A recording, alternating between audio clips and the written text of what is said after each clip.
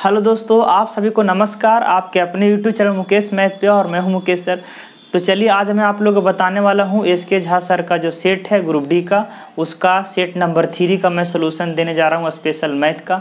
और उससे पहले अगर आप पहला सेट और दूसरा सेट का सोल्यूशन नहीं देखे हैं तो आप उसको भी देख लीजिए, वीडियो अपलोड कर चुके हैं। तो चलिए समय बर्बाद ना करते हुए चीज़ों को जल्दी से जल्दी स्टार्ट करते हैं। तो आप लोग भी तैयार हो जाइए सीखने के लिए। बहुत ही अच्छे से बारीकी ढंग से मैं आप लोग को बताने वाला हूँ। हर हाल में आपको समझ में आएगा अगर थोड़ा बहुत भी मैथ आप जानते हैं तो। चलिए स्टार्ट करते हैं। तो चलिए मैं क्वेश्चन नंबर स्टार्ट कर रहा हूँ 46 से। हालांकि आपके पास ऑप्शन में लिखा हुआ और क्वेश्चन ये है, अच्छे से एक बार समझिएगा ध्यान से। सवाल कहा गया है कि जब n को 6 से विभाजित किया जाए तो शेषफल 4 आता है। मतलब ये हुआ कि n कोई नंबर रहा होगा, n जो है कोई नंबर रहा होगा,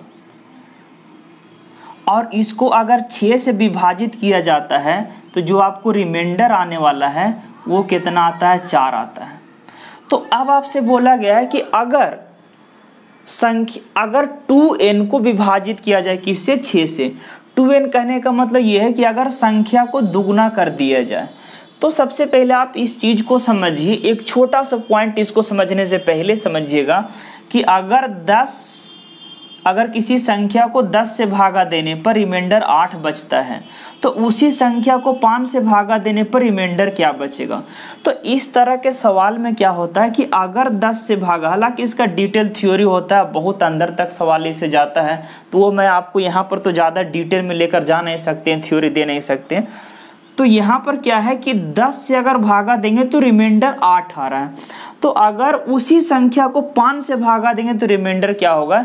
तो आप सीधा सीधा क्या करिए कि रिमाइंडर में ही 5 से क्या कीजिए, भागा दीजिए। तो 5 से 8 में भागा दिए तो आपका रिमाइंडर कितना आएगा, 3 आएगा। यानी इस सवाल का जो उत्तर होगा 3 होगा। लेकिन आप इस चीज को भी ध्यान रखिए कि आप रिमाइंडर में डायरेक्ट भागा कब दे सकते हैं, जब ये नंबर जो है ये 5 से क्या हो रहा है, कट रहा होगा, तभी आप दे सकते हैं।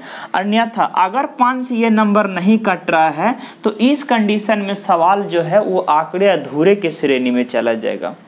तो इसी प्रकार से अगर आपको बोले कि 10 से भागा देने पर रिमाइंडर 8 आ रहा है तो संख्या को दोगुना कर दीजिए। दोगुना करने के बाद रिमाइंडर क्या आएगा, तो दोगुना करेगा तो इसको 10 से 20 कर दीजिएगा और इसको दोगुना करेगा तो 16 कर दीजिएगा। और अब आप 5 से भागा दीजिए डायरेक्ट, किसमें, रिमाइंडर में ही। तो 5 से भागा दिए तो 5 या 15, यहाँ पर रिमाइंडर कितना आने वाला है, 1 आने वाला है। इसी पे सवाल यहाँ पर क्या किया, सेट किया गया है। अब आपको बहुत आसानी से समझ में आ जाएगा। जैसे कि 6 से भागा देने पर रिमाइंडर क्या आ रहा है, 4 आ रहा है। अब बोला कि यदि संख्या को दोगुना कर दिया जाए, 2n कहने का मतलब क्या हुआ, संख्या को दोगुना कर दिया जाए। तो संख्या को दोगुना कर दिया जाए तो क्या हो जाएगा, यहाँ पर 12 हो जाएगा और यहाँ पर कितना हो जाएगा, 8 हो जाएगा। और अब बोल रहा है कि अगर 6 से भागा देंगे तो रिमाइंडर कितना आएगा। तो आप डायरेक्ट क्या करिए कि 6 से भागा दे रहा है, शेषफल लाना है तो डायरेक्ट आप शेष में भागा दीजिए। तो 6 से भागा दे तो रिमाइंडर कितना होगा, 2 होगा। यानी इस सवाल का जो उत्तर होगा आपका ऑप्शन नंबर क्या होगा, ए होगा। लेकिन इस बात को भी ध्यान में रखिए कि आप 6 से डायरेक्ट यहाँ पर भागा 8 में दे सकते हैं जरूर, लेकिन 6 से ये संख्या क्या होना चाहिए, कटना चाहिए। तब अगर नहीं कटेगा तो इस सवाल का आंकड़ा क्या हो जाएगा, अधूरे।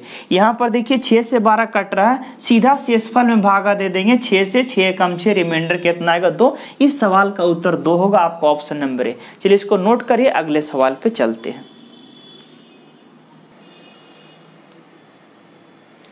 चलिए देखिए अगले सवाल आपका क्वेश्चन नंबर है 47, ध्यान दीजिएगा, 47 नंबर। कहा गया है कि 4 क्रमिक संख्याओं का लघुत्तम समवर्तक 60 है तो पहली दो संख्याओं का योग चौथी संख्याओं के बराबर है।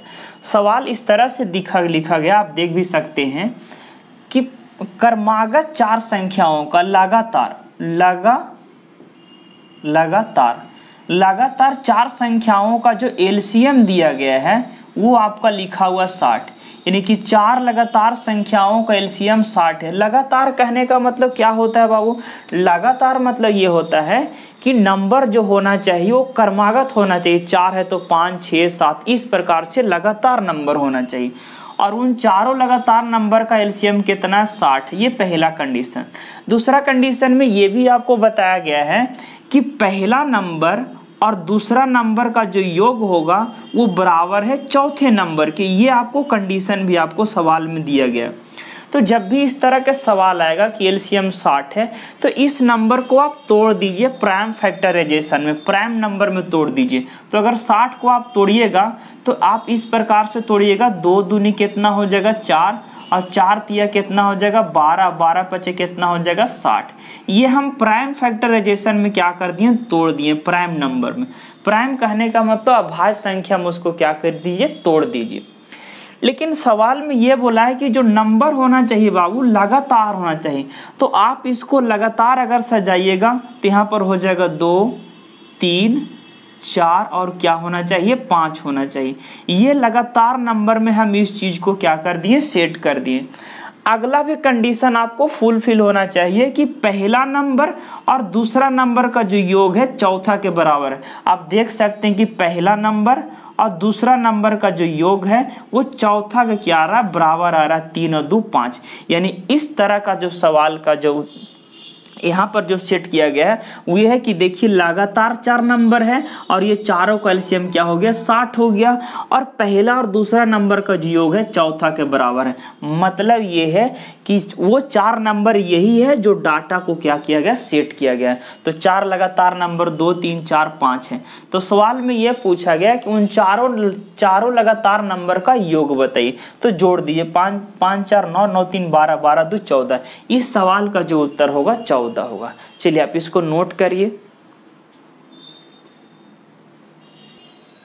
चलिए देखिए आपके सामने सवाल है क्वेश्चन नंबर 48। हालांकि आपके सामने ऑप्शन भी लिखा गया है और क्वेश्चन भी आप देख सकते हैं।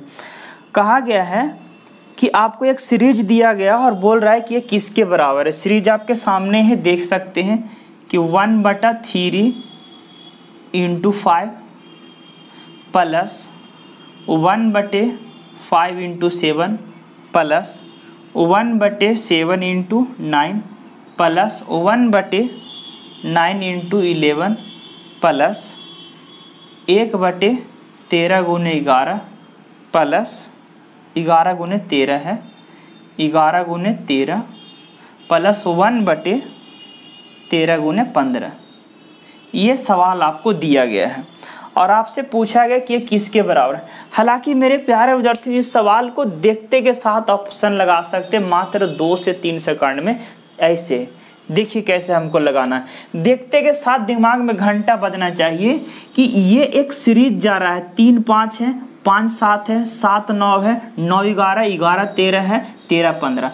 मतलब अगर इस तरह से सवाल अगर डाटा सेट किया जाता है, इस सीरीज पे अगर डाटा सेट किया जाता है तो यहाँ पर रूल होता है कि पहला पद कहने का मतलब 1/3 और लास्ट पद कहने का मतलब 1/15। ये दोनों का डिफरेंस लिया जाता है। मतलब ये है कि 1/3 माइनस क्या करेंगे 1/15 करेंगे, 1/15 करेंगे। और अब क्या करना है कि अगर यहाँ पर डिफरेंस का, अगर ये दोनों नंबर का डिफरेंस 1 आएगा तो हम भागा 1 से करते हैं। अगर दोनों नंबर का डिफरेंस 2 आता है तो भागा कितना से करेंगे, 2 से करेंगे। तो एक चीज आप ऑब्जर्व करिए कि अगर ये लगातार ये सीरीज इस प्रकार से जा रहा है तो इसका हम बनाने का नियम ये बता रहे हैं कि ये पहला पद माइनस क्या करेंगे दूसरा पद, और जो डिफरेंसेज है इसका डिफरेंसेज उससे क्या करेंगे भागा देंगे। तो बताइए हर जगह डिफरेंस आपको सेम है, कितना का डिफरेंस है 2 से, यानी 2 से क्या करिए भागा दीजिए। अब इसके बाद आपको कुछ नहीं करना है। अगर इसको आप एलसीएम भी लीजिएगा तो नीचे कितना आना है 15 आना है।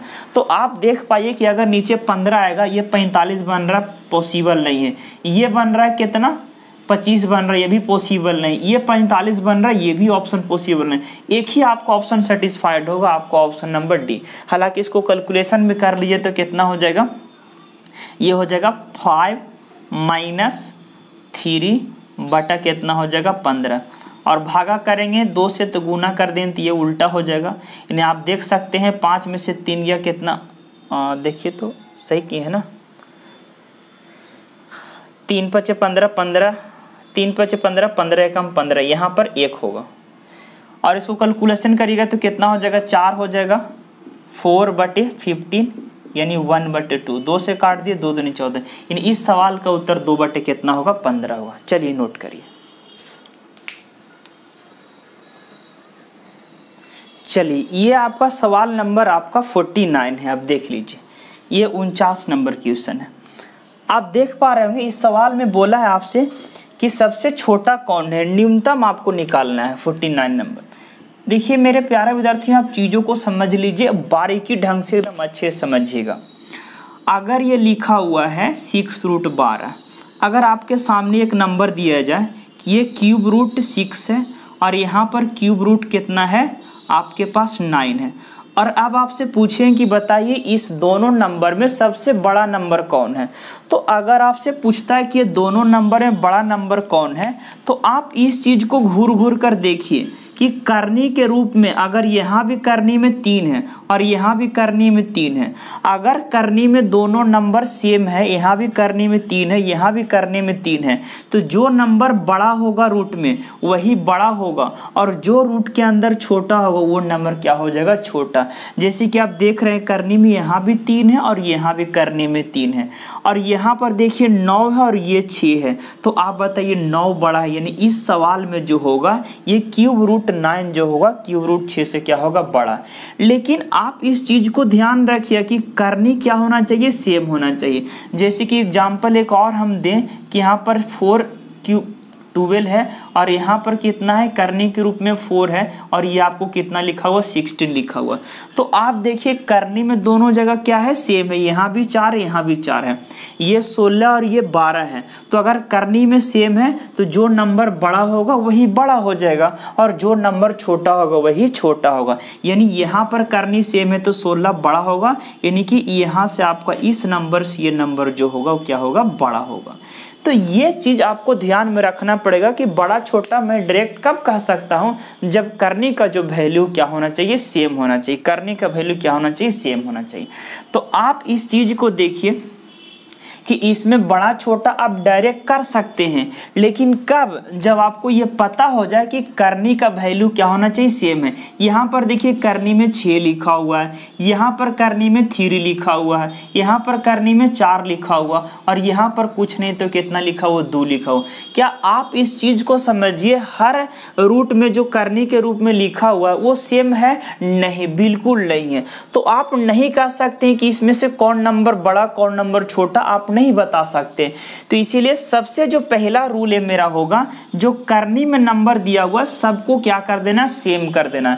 सेम करने के लिए पहले आप क्या करिए, करनी में जो भी नंबर लिखा हुआ 6, 3, 4, 2 का इसको क्या ले लीजिए, एलसीएम ले लीजिए। क्या ले लीजिए, एलसीएम। तो 6, 4, 3, 2 का जो एलसीएम होगा 12 होगा। यानी अब हमको क्या करना है कि करनी में जितना पद होगा करनी में जितना नंबर होगा हर नंबर का एलसीएम निकाल लीजिए। एलसीएम क्या आ गया, 12। तो करनी में हर नंबर को क्या करिए, 12 बनाइए, 12 बनाइए। तो 12 बनाने के लिए यहाँ पर कितना से गुना करेंगे, 2 से। लेकिन इस बात को भी समझिए बाबू कि अगर 12 करनी में 2 से गुना कर रहे हैं तो इसको मेंटेन करने के लिए आपको अंदर में स्क्वायर देना पड़ेगा, तभी तो आप कह सकते हैं। जैसे आप इस चीज को समझिए, ये 12 है और यहाँ पर 6 है, आप करनी में 2 से गुना किए तो यहाँ पर पावर 2 दीजिएगा, तभी तो रूट हटाएंगे तो क्या होता है, ये 12 का स्क्वायर है। रूट हटाते हैं तो करनी में जो भी नंबर ये उल्टा हो जाता है, यहाँ पर रेसिप्रोकल होता है, यानी कि 1/6 × 2, तभी तो ये 2 से 2 कट के फिर वही नंबर आ जाएगा। तो इस चीज को समझिएगा, करनी में अगर आप 2 से गुना कर रहे हैं तो आपको पावर में यहाँ पे कितना देना पड़ेगा, 2 देना पड़ेगा। बोलिए इसको 12 बनाने के लिए कितना से गुना करेंगे, 4 से, तो यहाँ पर पावर में कितना देना पड़ेगा, 4 देना पड़ेगा। इस 4 को 12 बनाने के लिए कितना से गुना करेंगे, 3 से, तो 5 के पावर कितना देना पड़ेगा, 3 देना पड़ेगा। यहाँ पर बताइए 12 बनाने के लिए 6 से गुना करेंगे तो 3 के पावर कितना देना पड़ेगा, 6 देना पड़ेगा। अब जाके आपका जो चीज है डाटा वो पूरा क्या हो गया, सेटिस्फाइड हो गया। अब आप देख पा रहे हैं हर यहाँ भी करनी के रूप में 12, यहाँ भी करनी के रूप में क्या आ जाएगा, 12, यहाँ भी करनी के 12, यहाँ भी करनी में 12। तो अगर करनी सब जगह सेम हो गया तो अब आप देख लीजिए रूट में जो नंबर बड़ा होगा वही बड़ा कहलाएगा और जो छोटा होगा वही क्या कहलाएगा, छोटा कहलाएगा। तो आप बताइए 12 का स्क्वायर 144 और 4 का ये है कितना 144, 4 का पावर 4 करते हैं तो कितना होगा 256, ये 5 के पावर 3 कितना हो जाएगा 125, और 3 के पावर 6 हो जाएगा कितना 729। तो आप बताइए सर कि सबसे बड़ा नंबर कौन होगा? तो आप न्यूनतम बोला था, सबसे छोटा, तो सबसे छोटा कौन होगा? तो आप देखिए सबसे छोटा 125, मतलब आपका जो आंसर होगा 4th रूट कितना होगा 5 होगा, यानी कि सबसे छोटा कौन होगा? ये आपका ऑप्शन नंबर सी। तो इस तरह से सवाल को क्या करते हैं, बनाते हैं। अगर इसमें बड़ा पूछता तो आपका आंसर क्या होता है? ये वाला 729, खत्म। आइए इस चीज को नोट करेंगे, अगले सवाल पे चलते हैं। देखिए आपके सामने क्वेश्चन नंबर कितना है 50 लिखा हुआ है। बहुत ही आसान सवाल है, इसको देखते के साथ आप यहाँ पर आराम से सवाल को बना सकते हैं। कहा गया है कि 30 संख्याओं का जो एवरेज दिया वो 15 दिया हुआ है, 30 संख्याओं का जो औसत है वो 15 है। प्रथम 18 संख्याओं का औसत 10 दिया गया है और अगली 11 संख्याओं का औसत कितना दिया है? 30 दिया गया है। तो आपसे पूछ रहा है कि अंतिम संख्या क्या होगा? अंतिम संख्या मतलब लास्ट नंबर बराबर वाट है, अंतिम संख्या क्या होगा?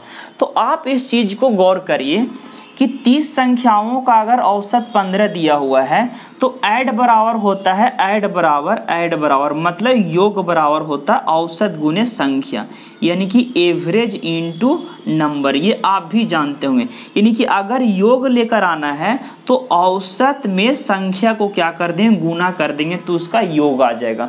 तो आप अगर इस चीज को घूर घूर कर देखिए, 30 संख्याओं का औसत अगर 15 है तो यहाँ पर योग कितना हो रहा है? योग, तो योग लाने के लिए औसत गुने संख्या करते हैं, तो औसत 15 है और संख्या आपका 30 है, तो योग हो जाएगा कितना? 15 गुने 30, तो 15 या 45 यानी कि 450, यानी कि 30 संख्या का जो योग है वो कितना आ गया? 450 आ गया, 450 आ गया। अब बोला कि प्रथम 18 संख्या का औसत 10 है, तो यहाँ पर योग कितना होगा? तो औसत गुने संख्या, तो प्रथम 18 संख्या का योग हो जाएगा 180 और अगली 11 संख्या का औसत 20 है, तो यहाँ पर योग कितना होगा? तो औसत गुने संख्या 11 दूनी कितना? 22, 220। तो क्या आप इतना भी समझदार नहीं है कि अगर टोटल 30 संख्या का योग कितना है 450 और 18 संख्या और 11 संख्या यानी टोटल कितना हो जाएगा 29 संख्या, तो 18 संख्या और 11 29 संख्याओं का योग कितना यहाँ पर आ जाएगा? तो 180 में अगर 220 जोड़ेंगे तो ये कितना आ जाएगा 400। तो आप बताइए सर कि अगर 30 संख्याओं का योग में से अगर 29 संख्या का योग हम घटा देंगे तो कौन नंबर बचेगा? कौन नंबर बचेगा? लास्ट नंबर बचेगा। कौन बचेगा? लास्ट नंबर बचेगा। तो आप बताइए 450 में से 400 गया तो लास्ट नंबर जो बनेगा कितना बनेगा? 50, यानी इस सवाल का जो उत्तर होगा क्या होगा? 50 होगा। बस इतना सा आपको करना था। चलिए अगले सवाल पे चलते, नोट करिएगा इसको। चलिए देखिए आपके सामने सवाल है क्वेश्चन नंबर 51, बहुत ही आसान सवाल है, रेशियो से लिया गया है, इससे आसान सवाल पॉसिबल ही नहीं है। कहा गया है सवाल में कि ABC का वेतन का जो अनुपात है 3:2:9 है, यानी कि ABC का वेतन कहने का मतलब आय का जो रेशियो दिया हुआ है वो दिया हुआ है 3:2:9। कहने का मतलब अगर A 3 यूनिट कमाता है तो B कितना कमाएगा? 2 कमाएगा और C कितना कमाएगा? 9 कमाएगा। आगे सवाल में बढ़ते हैं तो सवाल में नियत राशि में दिया हुआ है कि C को B से 2100 रुपया ज़्यादा मिलता है, यानी C को B से कितना रुपया ज़्यादा मिलता है? 2100 रुपया। सवाल में ये साफ शब्दों में बोला गया है कि C को B से कितना ज़्यादा मिला है? 2100 रुपया। मैं ये हर बार बताता हूँ, हालांकि पूछा गया किसका? पूछा गया A का वेतन कितना होगा लाने के लिए बोला गया, तो मैं ये हर बार बताता हूँ मेरे प्यारे विद्यार्थियों कि चीज़ों को आप रियल डाटा को इमेजिनरी डाटा से कंपेयर कीजिए। तो C को जो है B से कितना ज़्यादा मिला? 2100, और यहाँ रेशियो के अनुसार C को जो है B से कितना ज़्यादा मिला है? तो 7 यूनिट मिला है। कितना? 7 यूनिट मिला है। तो 7 यूनिट का जो मान होगा 2100। अब देखिए ऐसे सवाल में बोला है कि C को B से 2100 ज़्यादा मिला, और यही चीज़ को आप यहाँ पर देखिए तो C को 9 यूनिट मिला, B को 2 यूनिट मिला, तो कितना ज़्यादा मिला, तो 7 ज़्यादा मिला है। तो सवाल में बोल रहा है कि 7 यूनिट ज़्यादा मिला है, और यहाँ पर रियल डाटा में कि 2100 रुपया ज़्यादा मिला, तो 7 यूनिट का जो मान होगा वो 2100 होगा। तो 7 यूनिट का मान 2100 होगा, तो 1 का मान कितना होगा, 300 हो जाएगा। 1 यूनिट का मान कितना हो जाएगा, 300 हो जाएगा। आपसे पूछा है कि A का वेतन बताइए, तो 1 यूनिट का मान 3 होगा, तो 3 यूनिट का मान कितना होगा, 3 तिया 900। यानी इस सवाल का जो उत्तर होगा कितना होगा, 900 होगा। बस खत्म। आइए आगे बढ़ते हैं लेकर सवाल को, नोट करिए। चलिए आपके सामने सवाल है क्वेश्चन नंबर 52। बहुत ही सुंदर सवाल और बहुत ही लाजवाब। कहा गया है कि 2001 में एक इमारत का मूल्य उसके मूल्य का 80% था। तो मान लीजिए बाबू कि इमारत का जो मूल्य होगा वो कितना % होगा, अपने आप में 100 होगा, क्योंकि हर दुनिया का वो चीज़ जो हम देख सकते हैं, हर चीज़ अपने आप में कितना होता है, 100%। चाहे दुनिया के कोई भी सामान को आप लीजिए, तो इमारत का जो मूल्य है वो अपने आप में कितना % है, 100%।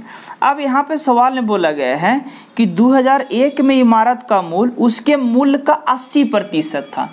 यानी कि 2001 में इमारत का जो मूल्य है उसके मूल्य का 80%, यानी कि 2001 में इसका जो वैल्यू है इमारत का मूल्य का वो 80% है। मतलब ये हुआ कि जितना भी मूल्य है उसका 80% मूल्य जो है इमारत का वो 2001 में रखा जाता है। और अब बोल रहा है कि 2002 में इमारत का जो मूल्य है उसके मूल्य का 60% था। 2002 में इसका मूल्य कितना है, 100 है।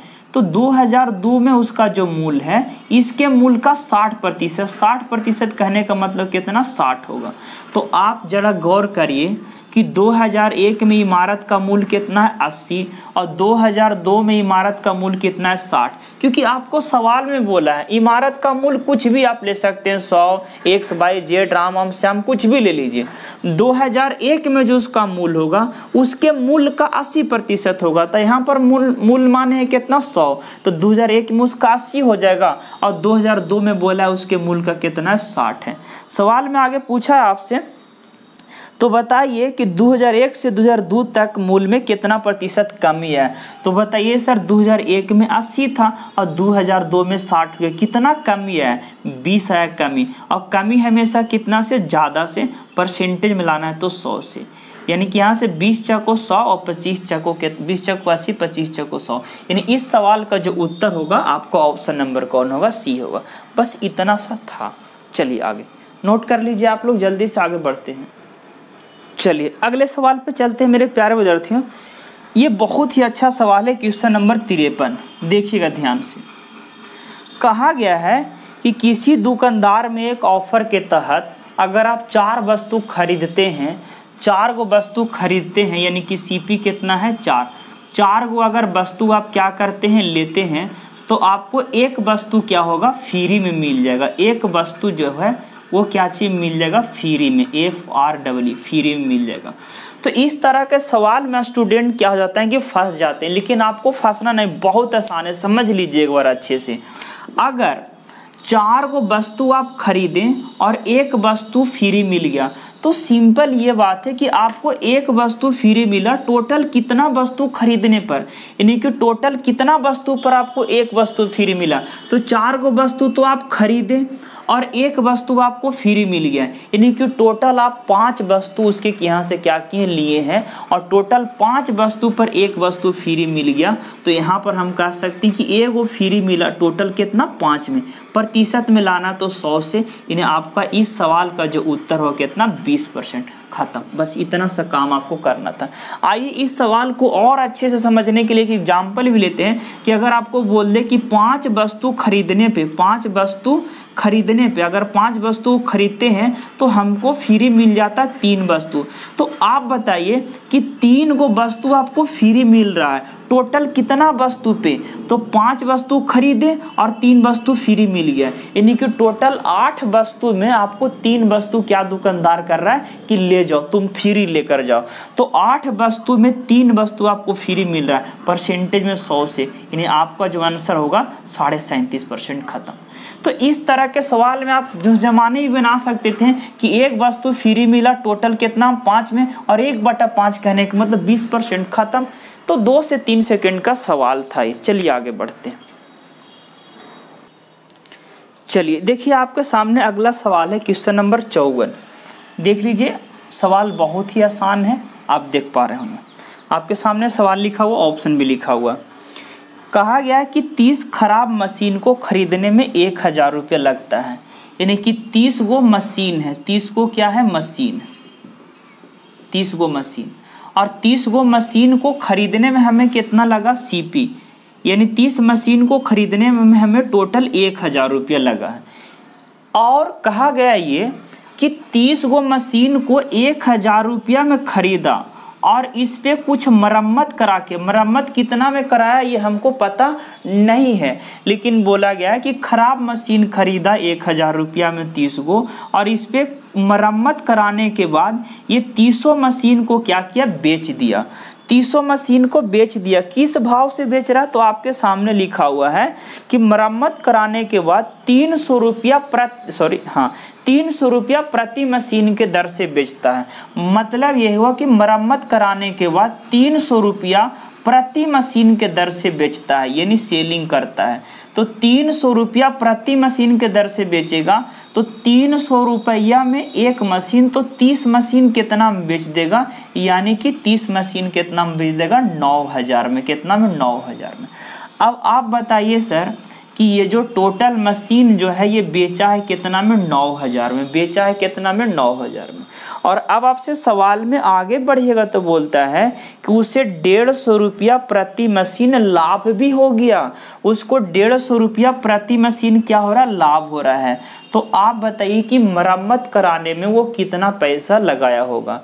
तो जब 150 रुपया प्रति मशीन लाभ हो रहा है, यानी एक मशीन पे 150 रुपया लाभ हो रहा है, तो 30 मशीन पे कितना लाभ हो रहा होगा, तो 45 रुपया क्या हो रहा होगा, लाभ हो रहा होगा। तो आप इस चीज को समझिए सर कि 9000 रुपया में बेचा, 45 रुपया लाभ हुआ, यानी कि खरीदा कितना में होगा, टोटल उसका जो सीपी आया होगा वो कितना होगा। तो आप बता सकते हैं कि 900 रुपया में बेच रहा है और 4500 रुपया लाभ हो रहा है। तो जाहिर सी बात है कि उस मशीन को टोटल खरीदने में जो लगा होगा कितना लगा होगा, 4500 रुपया। आप बताइए 45 रुपये इस पे पूरा सीपी पड़ा होगा, लेकिन बोला कि खरीदा कितना में, 1000 रुपया में, तो मरम्मत पे कितना लगाया होगा। तो टोटल 4500 रुपया सीपी आता है उस मशीन को, 1000 उसको खरीदने में लगा है, तो मरम्मत पे कितना लगाया होगा, 3500 रुपया, 3500। यानी इस सवाल का जो उत्तर होगा 3500 होगा। बस खत्म, इतना आपको करना था। फिर से अगर आप देखना चाहते हैं, 300 रुपया में एगो बेचा, तो 30 गो का बेचा कितना, 9000 में। एक वस्तु बेचता है, एक मशीन तो 150 लाभ होता है, 30 मशीन पे कितना हो जाएगा, 4500 लाभ। 9000 में बेचा, 4500 लाभ हो रहा है, मतलब 4500 रुपया में खरीदा होगा, टोटल जो उसका किराया होगा। लेकिन 1000 खरीदने में लगाया, तो मरम्मत पे 3500 लगाया होगा, तभी तो टोटल सीपी 45 रहा होगा। तो इसलिए मरम्मत पे कितना लगाया, 35 रुपये। इस सवाल का जो उत्तर होगा ऑप्शन नंबर सी, खत्म। चलिए अगले सवाल पे आते हैं, नोट करिए। चलिए बहुत ही लाजवाब सवाल आपके सामने क्वेश्चन नंबर 55 है। इसको ध्यान से समझिएगा एक बार, अच्छे से सवाल एक बार सीखिएगा। राम अपने पेट्रोल में, आपके सामने सवाल है, आप देख सकते हैं। राम अपने पेट्रोल में 20% किरोसिन मिलाकर संपूर्ण मिश्रण को पेट्रोल की कीमत पर बेचता है। यदि किरोसिन का क्रय मूल्य पेट्रोल का 40% है, तो आप इस चीज को समझिए, किरोसिन का जो क्रय मूल्य है, केरोसिन का जो क्रय मूल्य है वो पेट्रोल का 40% है। पेट्रोल का कितना है, 40। पेट्रोल के क्रय मूल्य का कितना है, 40%। तो सीधा आपको पता चल जाना चाहिए, यानी आप इस तरह से कर सकते हैं, किरोसिन का जो क्रय मूल्य है वो पेट्रोल का, यही है ना, बोला है किरोसिन का जो क्रय मूल्य है पेट्रोल का कितना है, 40% है। तो बट्टा में 100 करेंगे तो आप देख सकते हैं पेट्रोल में कहाँ लगा हो, तो पेट्रोल का मूल्य 100 हो जाएगा और यहाँ केरोसिन का कितना हो जाएगा 40। तो आप इसको लेट कर लीजिए कि पेट्रोल का जो मूल्य होगा वो 100 रुपये प्रति लीटर होगा, 100 रुपये प्रति लीटर होगा, लेट कर लीजिए। और केरोसिन का जो मूल्य है 40 रुपये क्या होगा प्रति लीटर होगा। इस प्रकार से चीज़ों को क्या कर दिए, लेट कर लिए। समझ पा रहे हैं यहाँ तक? यहाँ तक आपको किसी भी तरह से परेशान नहीं होगा। पेट्रोल का जो मूल्य मान लिए 100 रुपये प्रति लीटर मान लिए, और केरोसिन का जो मूल्य मान लिए 40 रुपये प्रति लीटर। आप कुछ भी मान सकते हैं, लेकिन इस बात को ध्यान रखना है कि केरोसिन का जो मूल्य है पेट्रोल का 40% है। तो पेट्रोल का अगर हम 100 मानेंगे तो केरोसिन का कितना होगा, इसका 40% 40 हो जाएगा। ठीक है, अब आगे बढ़िए, ध्यान दीजिए। कहता है कि राम ने पेट्रोल में 20% केरोसिन मिला दिया। पेट्रोल में 20% क्या मिला दिया, केरोसिन मिला दिया, केरोसिन मिला दिया। तो आप इस चीज़ को समझिए कि अगर 1 लीटर पेट्रोल, आप कितना भी ले सकते हैं, 2 लीटर भी ले सकते हैं, 3 लीटर भी, जो भी आपको अच्छा करता है आप ले लीजिए। मान लेते हैं कि राम ने 1 लीटर क्या लिया होगा, पेट्रोल लिया। 1 लीटर क्या लिया होगा, पेट्रोल। 1 लीटर पेट्रोल, 1 लीटर क्या लिया होगा, पेट्रोल। तो इसमें क्या किया, इसमें क्या किया कि 20% केरोसिन मिला दिया। एकदम अच्छे समझिएगा कि 1 लीटर पेट्रोल लिया, 1 लीटर को हम लोग कह सकते हैं कि 1000 मिलीलीटर, 1000 मिलीलीटर आप कह सकते हैं, 1000 ml। तो 1000 ml क्या लिया, पेट्रोल लिया, और इसमें इसका 20% क्या मिला दिया, जो केरोसिन मिला दिया, केरोसिन। तो इसका 20% कितना होगा, आप देख लीजिए, 200 ml होगा, 200 ml होगा, 200 ml। यानी कि 1 लीटर पेट्रोल लिया और 200 ml क्या मिला दिया, केरोसिन मिला दिया। और अब मिलाने के बाद जो है इसको कैसे बेच दिया, तो पेट्रोल के मूल्य पर बेच दिया, पेट्रोल के मूल्य पे। पेट्रोल कैसे खरीदा है, 100 रुपये प्रति लीटर, तो पेट्रोल के मूल्य पर बेच दिया। तो आप इस चीज़ को समझिए कि ये पूरा को खरीदने में कितना लगा होगा, सीपी निकाल लीजिए, और इसको बेचा कितना में वो निकाल लीजिए, तो पता चल जाएगा लाभ या हानि। सिंपल सवाल हो गया, कुछ आपको करने का जरूरत नहीं था। मान लिए पेट्रोल का मूल्य 100 हो गया, केरोसिन का मूल्य 40। यहाँ पर बोला है कि 1 लीटर पेट्रोल लिया, आप 2 लीटर, 3 लीटर, 1000 लीटर कुछ भी ले सकते हैं, 1 लीटर भी लीजिएगा, सवाल में आंसर वही आएगा। तो 1 लीटर पेट्रोल, 1 लीटर पेट्रोल मतलब 1000 मिलीलीटर पेट्रोल में 20%, तो इसका 20% निकालिए तो कितना आएगा, 200 आएगा। तो 200 ml क्या मिला दिया, पेट्रोल मिला दिया। अब बताइए इसको खरीदने में कितना लगा होगा, तो देख लीजिए पेट्रोल कैसे खरीदेगा, पेट्रोल 100 रुपये प्रति लीटर है, तो पेट्रोल को खरीदने में कितना लगा होगा, 100 रुपये लगा होगा। और केरोसिन तेल को खरीदने में कितना लगा हुआ होगा, कि जबकि केरोसिन जो तेल है 40 रुपया में 1 लीटर आता है, यानी कि 40 रुपया में 1000 मिलीलीटर आता है। तो 200 ml खरीदने में कितना लगेगा, तो आप देख लीजिए 8 रुपया लगेगा। नहीं समझ पाए? 1 लीटर खरीदने में, 1 लीटर कहने का मतलब कितना, मैं यहाँ पर ले देता हूँ कि 1000 ml खरीदने में कितना लग रहा है, इसको 40 रुपये लग रहा है। तो 200 ml खरीदने में कितना लगेगा, अच्छा 1 ml खरीदने में 40 बटा कितना हो जाएगा, 1000। तो 200 ml खरीदने में कितना हो जाएगा, 200 से गुना, यहाँ 2 5 10 5 8 40, मतलब 8 रुपया खरीदने में लगा।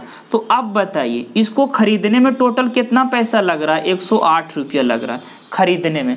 अब बोल रहा है कि इसको बेचता है किस मूल्य पर, तो बेचता है सिर्फ पेट्रोल के मूल्य पर, इस मूल्य पे नहीं बेच रहा, टोटल मिश्रण को, क्योंकि सवाल में साफ साफ बोला है कि मिलाने के बाद जो मिश्रण आता है उसको पेट्रोल के दाम पर बेच देता है। तो पेट्रोल के दाम पर बेचेगा, तो बताइए पेट्रोल 1 लीटर थे, 1 लीटर इसको बेचेगा तो 100 रुपया मिलेगा, और इसको भी इसी दाम पर बेचा। तो बताइए कि 100 रुपया में 1 लीटर बेचेगा तो 200 ml कितना में बेच रहा होगा, 20 रुपया में। यहाँ से भी निकाल सकते हैं कि यहाँ 1000 को बेचता है कितना में, 100 में, 100 में। तो आप बताइए 1 को कितना में बेचेगा, तो 100 बटा कितना, 1000। 200 ml को कितना में बेचेगा, तो आप निकालिए तो 20 आएगा, तो 20 रुपया में बेच दिया।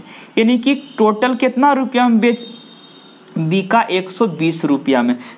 खरीदने में कितना लगा है बाबू, देख लीजिए आप, खरीदने में टोटल कितना लगा, 108 रुपया, बेचने में कितना लगा, 120 रुपया। तो कितना रुपया लाभ हो रहा है, देख लीजिए 12 रुपया लाभ हुआ, कितना में, 108 में। यानी लाभ हमेशा छोटा सा परसेंटेज मिलाना है 100 से, 12 नाम 8 होता है, यानी कि 9 से 100 में भागा दे तो 11.11, यानी इस सवाल का जो उत्तर होगा आपका ऑप्शन नंबर ए होगा। बस खत्म।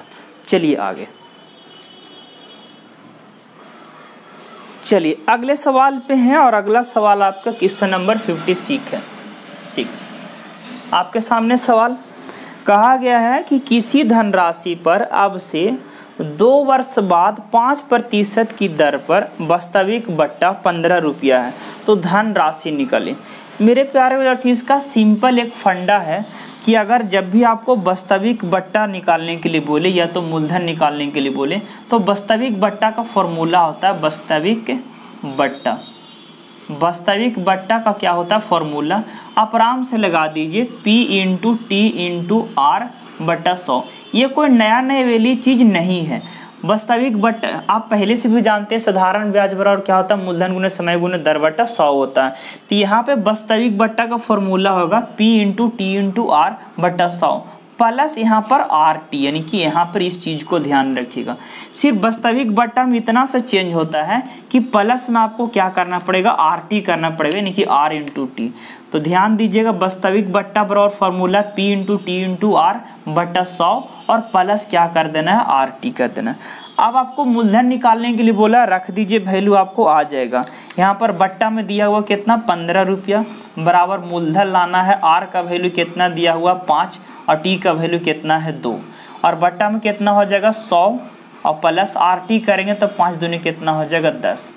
आप इस चीज़ को अगर कैलकुलेशन करिएगा, एक स्टेप और अगर बढ़ाते हैं तो यहाँ पर हो जाएगा 15 बराबर ये कितना हो जाएगा 5 दूनी 10 P और बट्टा नीचे कितना हो जाएगा 110। 0 से 0 खत्म हो, 11 में 15 से गुना करें, P बराबर कितना होगा 165। यानी आपसे पूछा था राशि और राशि इस सवाल में कितना होगा 165 खत्म। आइए आगे बढ़ते हैं अगले सवाल पे। चलिए आप सवाल को ध्यान दीजिए, क्वेश्चन नंबर 57 यानी कि 57 नंबर। कहा गया है कि यदि कोई धनराशि का साधारण ब्याज दर पर चौथे एवं पांचवें वर्ष में, यानी कि चौथे और पांचवें वर्ष में क्रमशः 12,900 और 14,250 रुपये होता है, मतलब चौथा साल में कोई धनराशि 12,900 हो जाता है, पांचवा साल में यानी कि 5 साल में हो जाता है 14,250।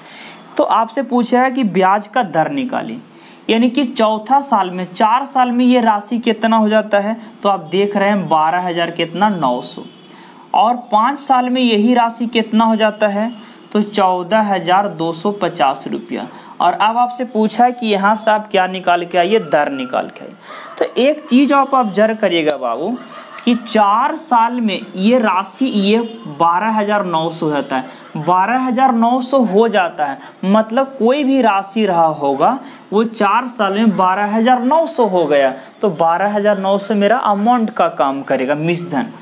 और वही राशि 5 साल में कितना होगा 14,250। तो आप क्या करें, इधर समय का अंतर लीजिए, तो समय का अंतर कितना होगा 1 साल, और इधर आप क्या करें मिश्रधन का अंतर करिएगा, तो यहाँ पर मिश्रधन का अंतर 12,900 से 14,250 जाएगा 13,013, यानी कि 1,250 और आपका 100, तो यहाँ पर आ जाएगा 1,350, यानी कि 1,350 रुपया आपको क्या आ जाएगा SI। कितना साल का, तो 1 साल का। इस बात को ध्यान रखिए। ऐसा क्यों होता है बाबू, ऐसा इसलिए होता है कि जब 4 साल का मिश्रधन ये 12,900 रहा होगा, तो मिश्रधन कहने का मतलब मूलधन प्लस ब्याज इसमें ऑलरेडी जुटा हुआ होगा। जैसे ही 1 साल और बढ़ा, तो यहाँ पर बताइए इसमें तो ऑलरेडी मूलधन जुटा हुआ, तो 1 साल और बढ़ा तो 1 साल में और ब्याज कितना बढ़ गया होगा 1,350 रुपये, तभी तो मिश्रधन ये 14,250 हो गया। तो इस स्थिति में आपको करना क्या है कि समय का अंतर लेना, तो 1 साल समय आया और यहाँ पर अंतर करिए तो ये ब्याज आएगा, मतलब SI कितना आ जाएगा 1,350। तो 1 साल का जो ब्याज आ गया वो 1,300 कितना आ गया 50 आ गया। और आपसे पूछा दर लाने के लिए होता है ब्याज गुने 100 बटा मूलधन गुने समय, लेकिन इस बात को ध्यान रखिए कि मूलधन आपको पता होगा तभी तो आप दर निकाल के आइएगा।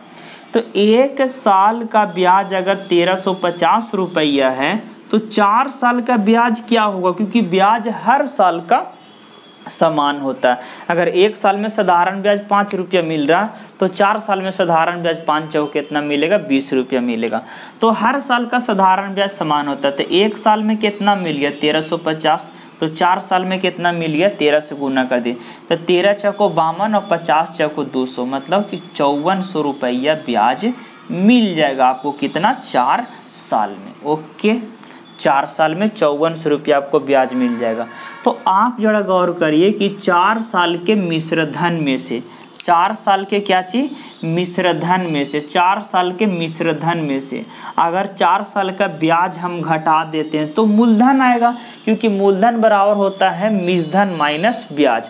अगर 5 साल का मिश्रधन 100 रुपया है और ब्याज 10 रुपया तो मूलधन 90 रुपया रहा होगा। तो यहाँ भी वही चीज है कि 4 साल का मिश्रधन कितना है, 12,900 और ब्याज कितना दिया हुआ है, 5400 रुपया। ध्यान इस बात को भी रखना कि 4 साल का मिश्रधन है तो 4 साल का ब्याज घटाएगा तभी तो मूलधन आएगा। तो 4 साल का ब्याज कितना है, 5400। 5400 घटा दीजिए, क्या पता चल जाएगा, मूलधन। मूलधन बोलिए 12,900 में से 5,400 जाएगा तो ये बच जाएगा 7,500, यानी कि 7,500 रुपया क्या हो जाएगा, मूलधन। अब आप दर नहीं निकाल लीजिएगा, निकल जाएगा दर बराबर ब्याज गुने 100। ब्याज क्या होगा, तो ब्याज अगर 1350 लेते हैं तो समय 1 साल लेना पड़ेगा। ब्याज 1400 रुपये 5400 लेते हैं तो समय 4 साल लेना पड़ेगा। तो दर बराबर ब्याज कितना ले लेते हैं, 1350 ब्याज गुने 100 और बटे मूलधन। मूलधन आपको कितना हो गया, 7500 और गुने समय। ये 1350 ब्याज लिए तो समय कितना लीजिएगा, 1 लीजिएगा। काटा पीटी में चाहिए, आपका आंसर क्या हो जाएगा, तैयार हो जाएगा। चलिए 2 0 से 2 0 कट जाएगा। 15 से इसको भी काट सकते हैं, 15 नमा कितना से, 35 से, और 15 पचे कितना हो जाएगा, 75। 12 से काटिएगा, 18 पचे 90। इस सवाल का उत्तर कितना हुआ, 18%। बस सिंपल था, कुछ करना नहीं था। चलिए नोट करिए, आगे बढ़ते हैं। चलिए देखिए क्वेश्चन नंबर आपका 58। कहा गया कि यदि चक्रवृद्धि ब्याज के दर से 2 वर्ष के पश्चात मिश्रधन जो है मूलधन का 2.25 गुना हो जाएगा, यानी कि मिश्रधन जो है 2 साल में, समय कितना दिया हुआ है, 2 साल। 2 साल में मिश्रधन जो है अमाउंट जो है वो मूलधन का कितना गुना हो जाएगा बाबू, 2.25 गुना हो जाएगा। अगर डेसिमल को हटाते हैं तो यहाँ पर कितना आ जाएगा, 100 आ जाएगा। तो आप कह सकते हैं कि मिश्रधन जो है वो मूलधन का 225/100 गुना हो जाता है। कितना साल में, तो आप कहिएगा 2 साल में। आप कहिएगा कितना साल में, 2 साल में। तो क्या आपको इस चीज को नहीं समझाएं कि ग्रामर के नियम से लेके चलिए तो मूलधन में आपको का लगा हुआ है, तो मूलधन का वैल्यू कितना हो जाएगा, 100 रुपया, और मिश्रधन कितना हो जाएगा, 225 रुपया। तो आप लिख सकते हैं यहाँ पर मूलधन आपके सामने कितना 100 है और मिश्रधन कितना आपके सामने आ जाएगा 225 रुपया, और वो भी समय कितना साल में, तो समय आपके सामने कितना है, 2 साल। तो इस चीज को तय रखिएगा, इस चीज को दिमाग में सेट कर लीजिए कि अगर मूलधन और मिश्रधन में रिलेशन दे दिया जाए, मूलधन और मिश्रधन में रिलेशन दिया जाए, मूलधन 100 रुपया है और मिश्रधन आपको 225 रुपया है, और दर लाने के लिए बोलेगा, तो यहाँ पर अगर समय 2 साल है तो आप इसको क्या निकालिएगा, वर्गमूल निकालिएगा। क्या निकालिएगा, वर्गमूल। अगर यहाँ पर समय 3 साल रहेगा तो हर हाल में वो घनमूल निकलेगा। समय अगर 4 साल में इतना से इतना हो जाएगा तो हर हाल में कितना निकलेगा, चरमूल निकलेगा। हालांकि जब CI में पढ़ाता हूँ तो वहाँ पर स्केलिंग फैक्टर से भी इस सवाल को बताते हैं कि क्या होता है। तो आप इतना समझिए कि अगर मूलधन और मिश्रधन में रिलेशन दिया हुआ, मूलधन आपका 100 है और मिश्रधन आपका 225 है, समय 2 साल है, तो इसको क्या निकाल देंगे, वर्गमूल, और इसका भी क्या निकाल देंगे, वर्गमूल। अगर डायरेक्ट वर्गमूल नहीं निकलेगा तो हम इसको क्या कर सकते हैं, काटा पीटी मचा के भी क्या कर सकते हैं, वर्गमूल निकाल सकते हैं। मतलब हर हाल में वर्गमूल आना ही आना है। तो अब बताइए 100 का वर्गमूल कितना, 10, और 225 का वर्गमूल कितना, 15, यानी कि 10 रुपया जो है ये 15 रुपया हो जाता है। कितना साल में, 1 साल में, क्योंकि वर्गमूल निकालिएगा, समय 2 साल है तो वर्गमूल निकालने के बाद ये 1 साल का आ जाता है, तो 10 रुपया 15 हो जाता है 1 साल में। तो कितना रुपया ब्याज कितना बढ़ गया, तो 5 रुपया वृद्धि हो गया। वृद्धि हमेशा कमी से और परसेंटेज आपको कितना 100 से, यानी इस सवाल का जो उत्तर होगा 50%। हालांकि आप देख भी सकते हैं दर का फॉर्मूला भी लगा के निकाल सकते हैं, तो दर बराबर भी निकालिए तो ब्याज गुने 100 बटा मूलधन गुने समय, क्योंकि ये 2 साल से ये 1 साल में कन्वर्ट रहता है, और 1 साल में कन्वर्ट होने के कारण क्या होता है कि 1 साल का साधारण ब्याज और 1 साल का चक्रवृद्धि ब्याज दोनों क्या होता है, सेम होता है। तो सीधा तौर पे किसी भी तरह से आप निकाल सकते हैं कि 5 वृद्धि हमेशा कमी से, परसेंटेज 100 से। इस सवाल का उत्तर कितना लगा दीजिएगा, 50%। खत्म। चलिए अगले सवाल पे। चलिए आपके सामने क्वेश्चन नंबर है 59। चलिए समय और काम से सवाल है, हालांकि समय और काम मैं पढ़ा भी चुका हूँ, आपको वीडियो भी अपलोड है, उस पर आप देख भी सकते हैं। कहता है ए किसी काम को 2/5 भाग 9 दिन में करता है। ये जो है किसी काम का 2/5 भाग कितना दिन में करता है, 9 दिन में। आप इस चीज को समझिए कि ए किसी काम का 2/5 भाग 9 दिन में करेगा, तो पूरा कितना दिन में करेगा। तो यहाँ से हम लोग क्रॉस मल्टीप्लिकेशन निकाल के लाते हैं कि पूरा कितना दिन में करेगा। जैसे कि आप देखिए कि ए जो है आधा काम यानी कि 1/2 काम कितना दिन में करेगा, 10 दिन में। तो पूरा कितना दिन में करेगा भाई, तो आधा अगर 10 दिन में करेगा तो पूरा 20 दिन में करेगा। तो आप कैसे लेकर आए, तो क्रॉस मल्टीप्लिकेशन करिएगा। कैसे क्रॉस, यानी कि 10 दूनी कितना, 20 दिन में। तो ए अगर 2/5 भाग 9 दिन में करेगा तो ए पूरा काम को कितना दिन में तक करेगा, तो क्रॉस करें तो 9 × 5 = 45 और 2 आ जाएगा नीचे 2, यानी कि पूरा काम 45 बटा कितना में करेगा, 2 दिन में करेगा ए। अब आगे बात करते हैं कि ए ने 2/5 भाग 9 दिन में करने के बाद, जैसे ही 2/5 भाग 9 दिन में हुआ उसके बाद बी आ जाता है। कौन आ जाता है, बी आ जाता है। यानी कि 2/5 काम होने के बाद कौन आ जाता है, बी आ जाता है। और बी आ जाता है तो दोनों मिलकर उसे शेष काम को कितना दिन में करेगा, 6 दिन में। दोनों मिलकर कहने का मतलब ए और बी दोनों मिलकर। शेष काम कितना बचेगा भाई, तो 2/5 काम तो ए अकेले कर दिया था, तो शेष काम कितना बचेगा, तो 1 में से 2/5 घटाएगा तो 3/5 काम शेष बचेगा। और इसे कितना दिन में कर दिया, 6 दिन में। कौन, तो दोनों मिलकर 3/5 काम 6 दिन में किया। तो आप बताइए दोनों मिलकर पूरा काम कितना दिन में करेगा, तो क्रॉस करेंगे तो 6 × 5 = 30 और 3 नीचे आ जाएगा, तो 30/3 कहने का मतलब कितना दिन में, 10 दिन में। लेकिन सवाल में आपसे पूछा है कि बी अकेले उस काम को कितना दिन में करेगा। तो मैं आपको बहुत ही बारीकी ढंग से बताए थे कि बाबू कि यहाँ टोटल वर्क निकाल लीजिए, ए इतना दिन में करेगा और ये भी कितना में करेगा, 10 दिन में। तो टोटल वर्क लाने के लिए ये दोनों का जो भी एलसीएम होगा वही टोटल वर्क हो जाएगा। ये दोनों का एलसीएम कितना हो जाएगा, 90, यानी कि टोटल जो वर्क हो गया वो 90 यूनिट होगा। एक दिन में कितना काम करेगा, तो इससे भागा देते हैं तो ये 1 डे का कार्य आता है। कितना दिन का, 1 दिन का। और जो 1 दिन का काम होता है वही क्षमता कहलाता है। इस चीज को दिमाग के कोना में बैठा लीजिएगा कि एक दिन में कोई भी व्यक्ति जो काम करेगा वो उसका क्षमता कहलाता है। तो बताइए 45 इसमें भागा देंगे तो 45 दूनी 90, 2 दूनी 4, तो एक दिन में 4 यूनिट करेगा। 10 से इसमें भागा दे, 10 × 9 = 90, एक दिन में कितना करेगा, 9 यूनिट। सवाल में बोला है कि बी अकेले कितना दिन में करेगा।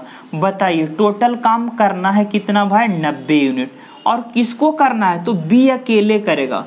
तो कोई भी काम को किसी से करवाना रहे, मतलब 90 काम 100 काम, कोई भी काम को किसी से करवाना है तो जिससे करवाना है उसका क्षमता से भागा दीजिए। तो आप बताइए ए बी का क्षमता क्या होगा, ए और बी दोनों मिलकर 9 यूनिट काम करता है और ए अकेले कितना करता है, 4 यूनिट। तो ए बी में से अगर ए को घटा देंगे तो कितना बचेगा, 5, यानी कि बी का जो क्षमता कितना, 5 है। यानी कि 90 काम करना है, 5 क्षमता है, मतलब इसका सवाल का जो उत्तर हो कितना होगा, 18। यानी इस सवाल का जो आंसर होगा 18 दिन। यानी कि बी अकेले इस पूरा काम को कितना दिन में करेगा, 18 दिन। आपके सामने आंसर है। चलिए अगले सवाल पे चलते हैं। चलिए अगले सवाल पे हैं और अगला सवाल क्वेश्चन नंबर आपका 60 है। ये ट्रायंगल से लिया गया सवाल है और बहुत ही आसान है। कहा गया कि एक त्रिभुज का परिमाप कितना है, 200 है। एक त्रिभुज का परिमाप कितना, 200। परिमाप, त्रिभुज का परिमाप बराबर क्या होता है, तीनों भुजाओं का योग, उसी को क्या बोलते हैं, त्रिभुज का परिमाप। तो त्रिभुज मान लेते हैं कि एक त्रिभुज का तीनों भुजा ए बी क्या होगा, सी होगा। तो परिमाप कितना होगा, ए प्लस बी प्लस सी, और इसका वैल्यू कितना दिया हुआ है 200। क्योंकि आपसे सवाल में साफ शब्दों में लिखा गया है कि एक त्रिभुज है जिसका परिमाप कितना है 200 दिया गया है, मतलब ए प्लस बी प्लस सी बराबर कितना है 200। अब आगे बढ़िए तो कहता है कि दो भुजाएं बराबर है, दो भुजाएं क्या है, बराबर है। तो आप किसी भी दो भुजा को क्या कर दीजिए, बराबर कर लीजिए। मान लेते हैं कि ए और बी दोनों भुजा क्या होगा, बराबर होगा। ए भी x मीटर का होगा और बी भी कितना मीटर का होगा, x मीटर का होगा। दो भुजाएं बराबर होगा, यानी कि ए भुजा भी x मीटर का होगा और बी भी कितना का होगा, x का होगा। अब आगे बढ़ते हैं तो कहता है कि तीसरी भुजा बराबर वाली भुजा से 20 अधिक है, मतलब तीसरा भुजा जो होगा ये बराबर भुजा वाला से 20 मीटर अधिक है। तो 20 मीटर अधिक है तो ये x है, तो इससे 20 ज़्यादा है कौन, तीसरा भुजा। तो तीसरा भुजा कितना हो जाएगा, x प्लस 20, x प्लस क्या हो जाएगा 20, और बराबर कितना दिया हुआ 200। यानी आप यहाँ से तीनों भुजा को क्या कर दिए, निकाल लिए। पहला भुजा दो भुजा बराबर था तो x x मान लिए, पहला भुजा को x भी मान लिए, दूसरा भुजा को x, चूंकि बराबर बोला। तीसरा भुजा बोला कि बराबर भुजा से 20 क्या है, ज़्यादा है, तो तीसरा भुजा x प्लस b हो गया। और तीनों का जो योग है कितना दिया हुआ 200, क्योंकि परिमाप बराबर होता है तीनों भुजाओं का योग। इसको जोड़ेगा तो x x x कितना x 3x, और बराबर में हो जाएगा 20 उधर जाएगा तो कितना हो जाएगा 180, यानी x का जो मान है कितना आ जाएगा 60। आपसे पूछा है क्या इस सवाल में, तो इस सवाल में आपसे पूछा है कि आप बताइए तीसरी भुजा की लंबाई क्या होगा। तो बोले तीसरा भुजा कितना होगा, x प्लस कितना 20, यानी 60 और 20 कितना 80। इस सवाल का जो उत्तर होगा वो 80 होगा, खत्म। चलिए आगे बढ़ते हैं अगले सवाल पे। चलिए देखिए आपके सामने सवाल है, लिखा गया है कि x square plus 13x plus 42 बराबर 0, then find the value of x। ये क्वाड्रेटिक इक्वेशन है, हालांकि इसको स्टूडेंट बहुत ही लंबा मेथड से बनाता है, बहुत ज़्यादा वक्त लेता है। आपको एक यूनिक अप्रोच बता रहे हैं जिससे सवाल बहुत आसानी से होता है। हम लोग पहले क्या करते हैं, इसको इससे मल्टीप्लाई करते हैं तो कितना आ जाता है 42। अगर यहाँ कोफिशिएंट कुछ रहता है 2 4 तो 42 दूनी 84 जो भी है। फिर ये बीच वाला नंबर को ऐसा तोड़ते हैं, ऐसा तोड़ते हैं ताकि गुना करने पर क्या आ जाना चाहिए, ये वाला नंबर आना चाहिए, ये वाला नंबर। तो आप क्या करिए, यहाँ पर तो कोई नंबर है नहीं तो सीधा 42 होगा। तो 13x को ऐसे दो नंबर में तोड़िए ताकि उसको जोड़ने या घटाने पर 13 आना चाहिए और गुना करने पर कितना आना चाहिए, 42 आना चाहिए। तो आप कैसे तोड़िएगा, 13 को ऐसे तोड़ दीजिए 6x प्लस कितना 7x, क्योंकि आपको पता है 7 और 6 कितना हो जाएगा 13x, और 6 7 कितना हो जाएगा 42 हो जाएगा, खत्म। बस इसके अलावा आपको कुछ करना ही नहीं, आपका आंसर तैयार हो गया। अगर आप यहाँ पर ध्यान दीजिएगा कि अगर प्लस में तोड़ रहे हैं, x का 2 वैल्यू आता है, अगर आप प्लस में तोड़िएगा तो आंसर क्या चीज में आएगा, माइनस में आएगा। माइनस में अगर यहाँ प्लस 6 है तो आंसर x का वैल्यू -6 होगा, और यहाँ पर प्लस 7 है तो x का वैल्यू कितना होगा, -7 होगा। यानी x का 2 मान होगा -6 या -7। ऐसे भी सवाल को मुजमानिया बना सकते थे 1 से 2 सेकंड में। कैसे, हालांकि यहाँ से तो आप आंसर मार ही सकते हैं, -6 -7 जो भी है ऑप्शन में। आप मुजमाना ही बना सकते थे ऐसे कि अगर सवाल को ऐसे बना सकते हैं, ये तो आपका आंसर आएगा ही आएगा, -6 और -7 जो भी आपका ऑप्शन होगा आप लगा सकते हैं। लेकिन अगर इस सवाल को विदिन ए सेकेंड मेंटली सोचा जाए तो आप इस प्रकार से सोचिएगा कि 13x को हमको इस प्रकार से तोड़ना है ताकि कितना आ जाए, 42 आ जाए। तो 13x को कैसे आप तोड़िएगा, 6x प्लस कितना x तोड़ दीजिएगा 7x, क्योंकि 7 और 6 और 7 कितना हो जाएगा 13 हो जाएगा, और 6 7 कितना आ जाएगा 42 आ जाएगा। और अब आप इस चीज़ को समझिए कि यहाँ भी हम प्लस में तोड़ें, ये भी दोनों प्लस में है। और अब आपको इतना आसान से बताएं कि अगर आप प्लस में तोड़िएगा तो आंसर माइनस में होगा, और माइनस में जो टूटा हो रहेगा तो आंसर क्या चीज हो जाएगा, प्लस में, साइन चेंज हो जाता है। तो आप देख पा रहे होंगे कि ये भी प्लस में है और ये भी प्लस में, में, दोनों प्लस में, मतलब आंसर वही होगा जिसमें दोनों माइनस में दिया होगा। दोनों क्या चीज में दिया होगा? माइनस में। आप देख रहे हैं पहला ऑप्शन में एक ही माइनस में दिया, खत्म होगा। ऑप्शन नंबर डी में भी एक ही वो वैल्यू माइनस में लिखा हो, ये भी खत्म होगा। ऑप्शन नंबर सी को भी देखिए तो दोनों वैल्यू में से कोई भी माइनस में नहीं, ये भी खत्म होगा। एक ही आपको ऑप्शन पॉसिबल होगा, ऑप्शन नंबर बी -6 और -7, यानी कि ये भी माइनस में और वो भी माइनस में। आपका आंसर कितना होगा? बी होगा।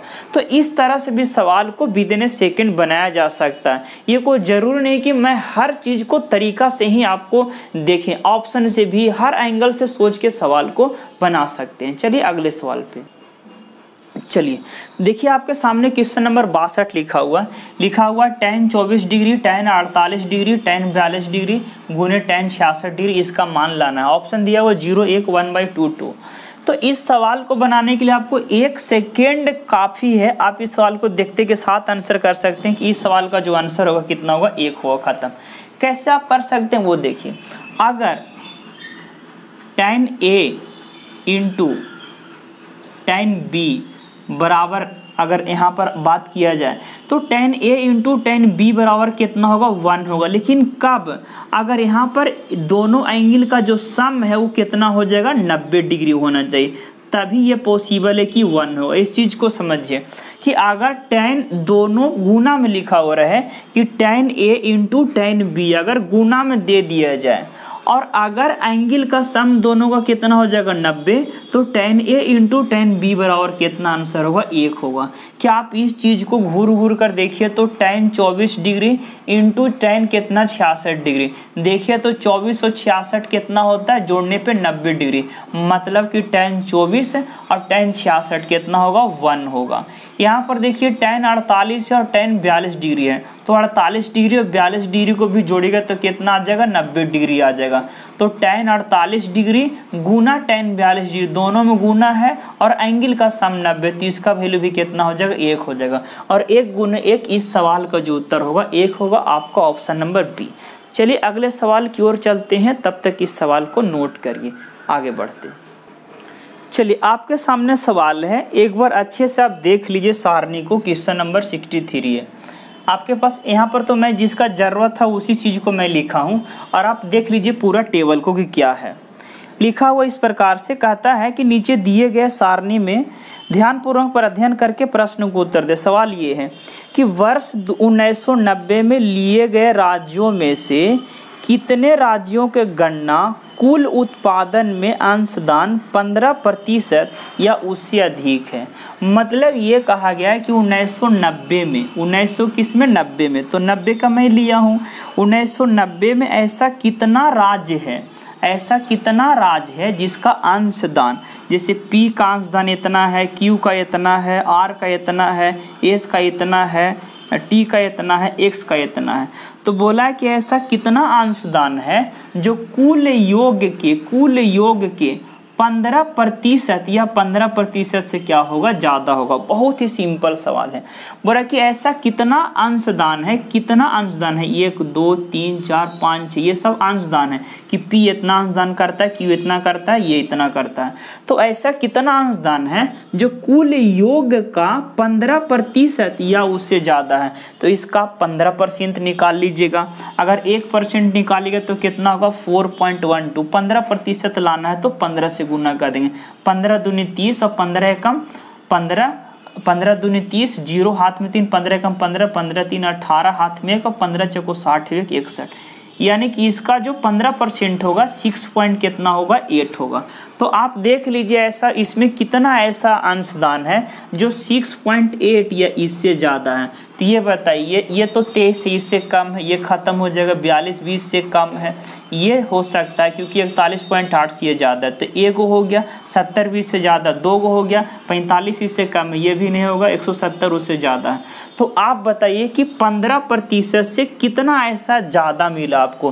तो 1 2 3, यानी 3 गो ऐसा है जिसका अंशदान 15% से ज्यादा है। यानी इस सवाल का जो उत्तर होगा कितना होगा? 3 होगा। बस खत्म। आइए अगले सवाल पे चलते हैं। चलिए आपके सामने क्वेश्चन नंबर 64 है और ये वर्क एंड टाइम से लिया गया। कहता है कि ए और बी किसी काम को 12 दिन में करता है मिलकर, और बी और सी मिलकर उसी काम को कितना दिन में करता है, 16 दिन में करता है। आपसे पूछा है कि अगर इससे पहले ए ने 5 दिन तक कार्य करे, फिर बी ने 7 दिन तक कार्य करे और शेष कार्य को सी ने 13 दिन में समाप्त करे, तो सी अकेले उस काम को कितना दिन में किया करेगा, ऐसा सवाल आपसे बोला है। आप इस चीज़ को अच्छे से एकदम समझिएगा ध्यान से। आइए समझाते हैं। सबसे पहले आप टोटल वर्क मान लीजिए, ए भी 12 दिन में कर रहा है, बी सी 16 दिन में, तो टोटल वर्क इसका एलसीएम कितना हो जाएगा, 48, यानी कि टोटल जो वर्क हो गया आपको 48 हो गया। एक दिन में ए और बी कितना करे, तो 12 चौक 48, 4 यूनिट काम करेगा एक दिन में। ये एक दिन में कितना करेगा, तो 16 × 48। बी और सी एक दिन में कितना करेगा, 3 दिन में करेगा। इस चीज को आप ध्यान में रखिए कि 4 यूनिट जो काम कर रहा है वो ए और बी दोनों मिलकर कर रहा है। ये 3 यूनिट जो काम किया जा रहा है वो बी और सी दोनों क्या कर रहा है, मिलकर काम कर रहा है। अब इस सवाल को आगे बढ़ते हैं, बहुत अच्छा सवाल है। कहता है कि ए ने इस पे 5 दिन काम किया, और उसके बाद बी ने इस पे कितना काम किया, 7 दिन काम किया। उसके बाद सी ने शेष काम को कितना दिन में खत्म कर दिया, 13 दिन में खत्म कर दिया। ऐसा सवाल बोला है। तो आप जरा गौर करिए कि टोटल जो मेरा वर्क है ये 48 को काम करना है। टोटल वर्क कितना यूनिट ला कर आए हैं, 48 यूनिट। 48 यूनिट में पहले ए करेगा 5 दिन, फिर बी करेगा 7 दिन, उसके बाद जो भी शेष काम बचेगा उसको सी कर देगा 13 दिन में। तो आपसे इस सवाल में पूछा है कि अगर सी अकेले काम करे तो काम कितना दिन में समाप्त होगा। आपके सामने ऑप्शन।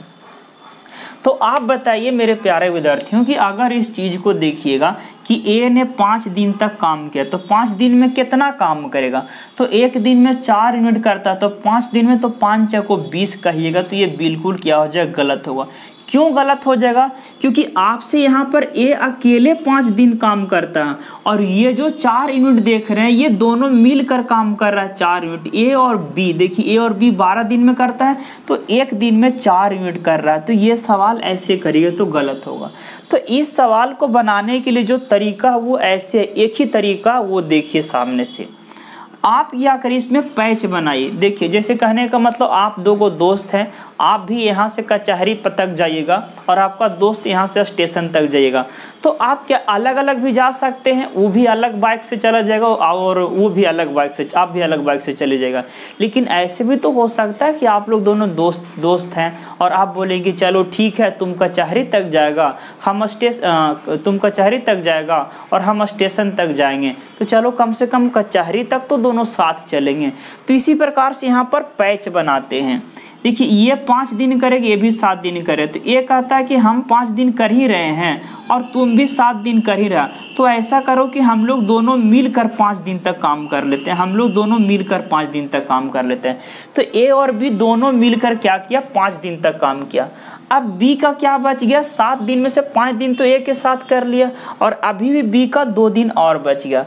तो अब 2 दिन इसके लिए बच गया, तो अब 2 दिन ये किसके साथ करेगा, तो 2 दिन क्या करे, सी के साथ ये पैच बना ले कि सी 13 दिन तक काम करता ही है, तो हम ऐसा करते हैं 2 दिन इसके साथ और हम मिलकर काम करते हैं। तो बी और सी कितना दिन तक करेगा, 2 दिन तक साथ करेगा। और अब बताइए सी जो है 2 दिन तो बी के साथ काम कर लिया, तो अब सी शेष काम कितना दिन में करेगा, तो 11 दिन में करेगा। कितना दिन में करे, 11 दिन में। ये आपका पैच कंप्लीट हो गया। तो चलिए बोलिए ए और बी कितना दिन तक करेगा, 5 दिन तक। एक दिन में 4 यूनिट करेगा, तो 5 दिन में कितना करेगा, 5 को 20 यूनिट काम खत्म हो गया। बी और सी फिर करेगा कितना दिन तक, 2 दिन तक। तो एक दिन में बी और सी कितना, 3 यूनिट करता, तो 2 दिन में कितना करेगा, 3 दूनी 6 यूनिट करेगा। यानी टोटल काम कितना हो जाएगा, 20 और 6 कितना, 26 काम हो गया। टोटल 48 काम में से 26 यूनिट काम हो गया, तो शेष कितना बचा बताइए। 48 में से 26 चला जाएगा, तो 18 और 4 कितना, 22 यूनिट शेष काम बच रहा है। कितना, 22 यूनिट। और आप बताइए कि जो शेष काम बचेगा उसको सी करेगा, वो भी कितना दिन में, 11 दिन में। तो अगर सी ने इसी 11 दिन में 22 यूनिट काम कर रहा है, तो एक दिन में कितना करेगा, तो एक दिन में 2 यूनिट काम करेगा, 2 यूनिट। यानी सी जो है एक दिन में 2 यूनिट काम करेगा। लेकिन सवाल में पूछा है कि सी अकेले इस काम को कितना दिन में करेगा पूरा, तो बताइए पूरा काम कितना 48 है और सी अकेले करना चाहता है। तो कोई भी काम को हम जिससे कराते हैं उसका क्षमता से भागा देते हैं। क्षमता क्या होता है, कोई भी आदमी एक दिन में जितना काम करेगा वही उसका क्षमता होता है। तो आप बताइए इसका क्षमता कितना हो जाएगा, तो सी ने एक दिन में कितना काम कर रहा है, 2 यूनिट काम कर रहा है, तो इसका क्षमता कितना होगा 2 यूनिट। 2 यूनिट बोलिए 48 काम करना है, क्षमता 2 है, मतलब इस सवाल को कितना हो जाएगा उत्तर 24 दिन। यानी कि सी को पूरा काम अकेले करने में कितना दिन लगेगा, 24 दिन खत्म। तो इस सवाल को इस तरह से बनाया जाता है। चलिए अगले सवाल पे चलते हैं। चलिए अगले सवाल आपके सामने है, ये हाइट एंड डिस्टेंस से सवाल लिया गया है और देखिए कहा गया कि एक डोरी, क्वेश्चन नंबर 65, एक डोरी की पतंग से भूमि के किसी बिंदु तक दूरी 90 मीटर है। मतलब एक डोरी की पतंग से भूमि के किसी बिंदु तक दूरी, डोरी के पतंग से भूमि के किसी बिंदु का दूरी 90 मीटर है। ठीक है, डोरी भूमि तल के साथ 60 डिग्री का कोण बनाता है। मतलब ये कि डोरी के पतंग से भूमि तक के किसी बिंदु तक दूरी 90 मीटर है। यानी कि एक आपका क्या है, पतंग का डोरी है, पतंग का क्या है, डोरी है, और वो जो उस डोरी का जो लंबाई है वो कितना है, डोरी की पतंग से भूमि के किसी बिंदु तक, भूमि के किसी बिंदु तक का बोल रहा है, तो भूमि तक का किसी बिंदु तक का जो दूरी है वो कितना है, 90 मीटर है, 90 मीटर है।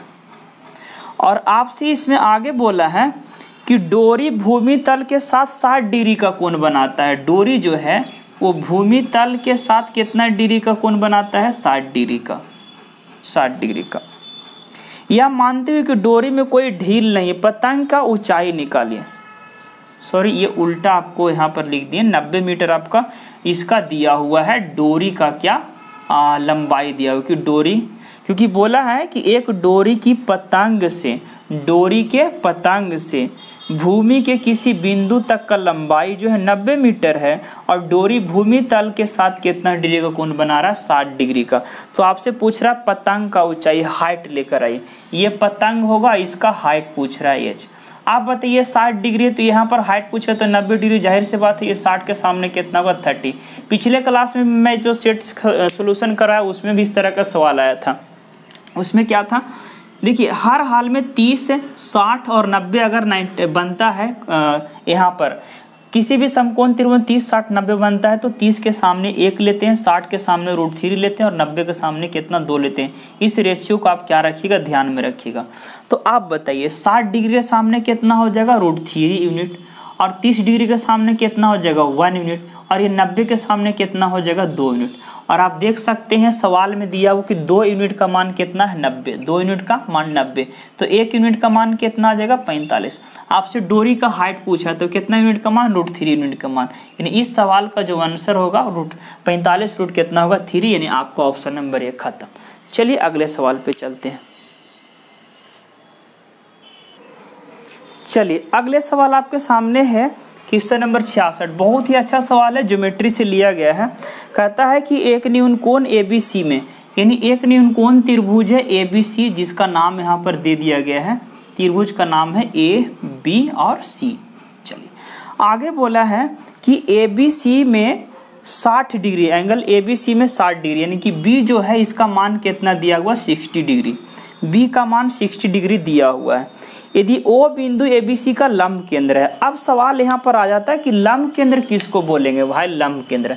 तो लंब केंद्र मतलब ये होता है कि अगर तीनों शीर्ष से सम्मुख भुजा पर डाला गया लंब है, जिस बिंदु पर मिलता है उसी को हम लोग लंब केंद्र बोलते हैं।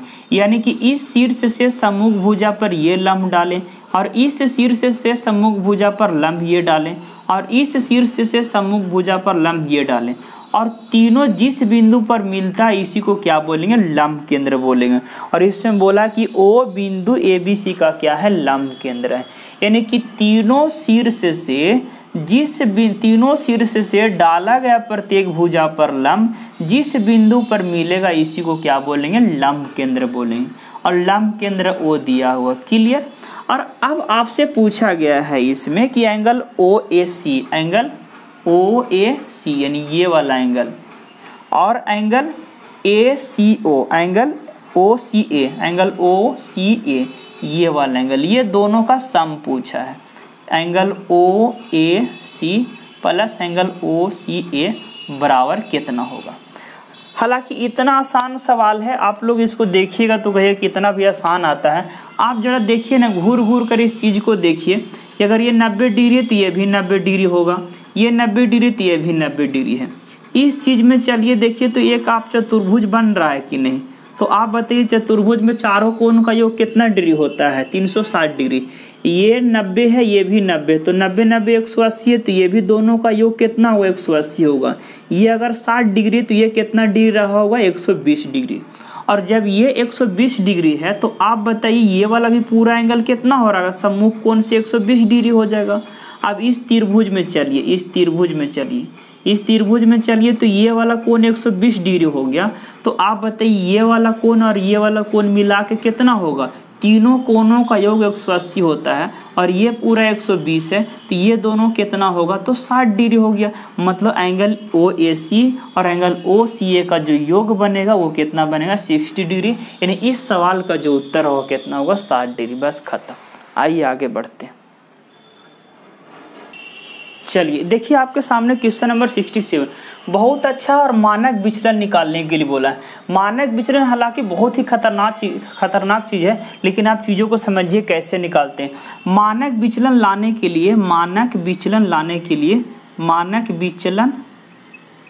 के लिए सबसे पहले आप क्या करिए, जो दिया गया जो बंटन है इसको क्या निकालिए, माध्य निकालिए, माध्य।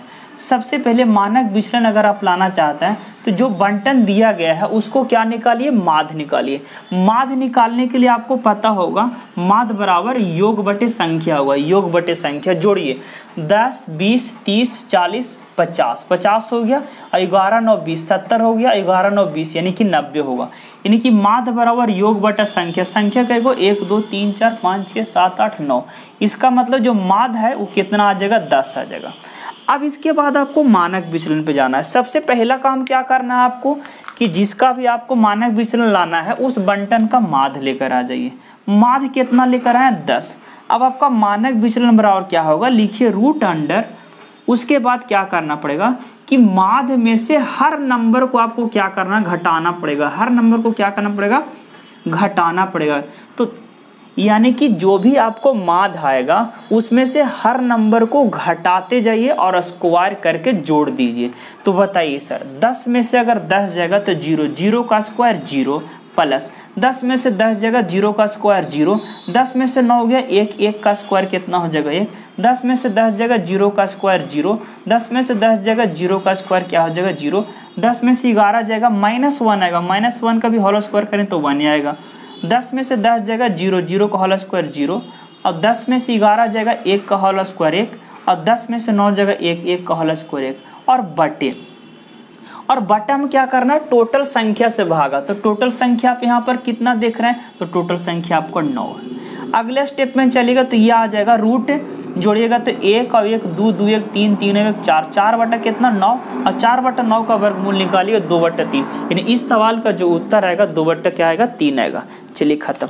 अगले सवाल पे चलते हैं, ध्यान दीजिएगा।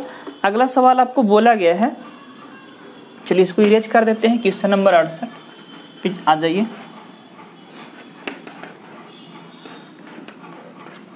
क्वेश्चन नंबर 68 को ध्यान से देखिए। कहता है संख्याओं इतना का माध्यिका निकालिए। माध्यिका संख्या लिखा हुआ आपके सामने 5 17 68 17 32 45 64 37 93 93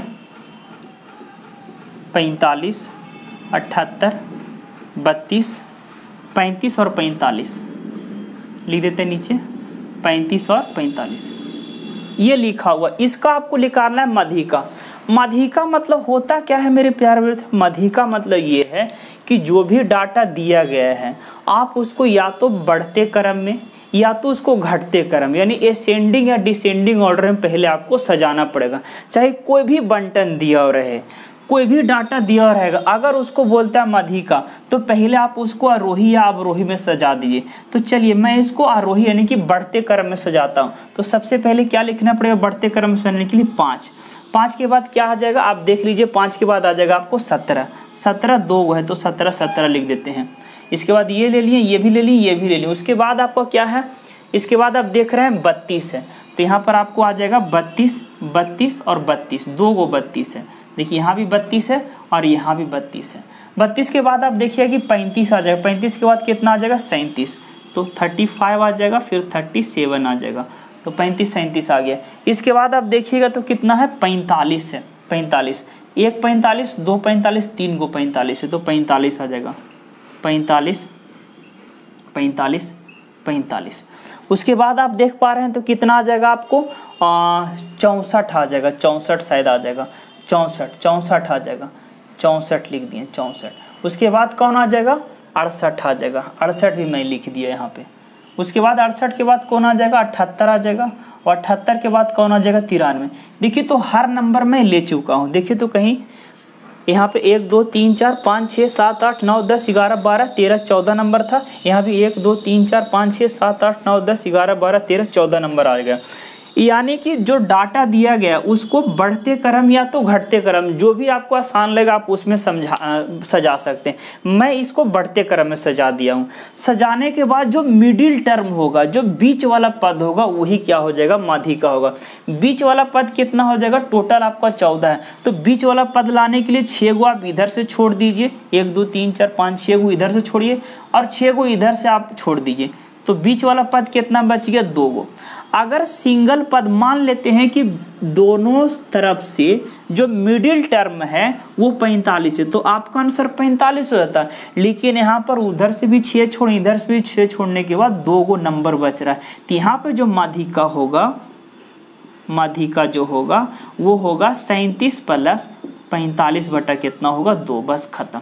तो 37 45 जोड़ दीजिएगा, 7 5 12 के 2 और 4 3 7, 72 बटा 2, यानी आपका इस सवाल का उत्तर कितना होगा 36। यानी आपका जो ऑप्शन नंबर हो जाएगा वो कितना हो जाएगा, अरे ऑप्शन में आपका तो कोई है ही नहीं, कितना हो जाएगा 7 5 12, 4 और 3 7 1 8, ये 82 होगा।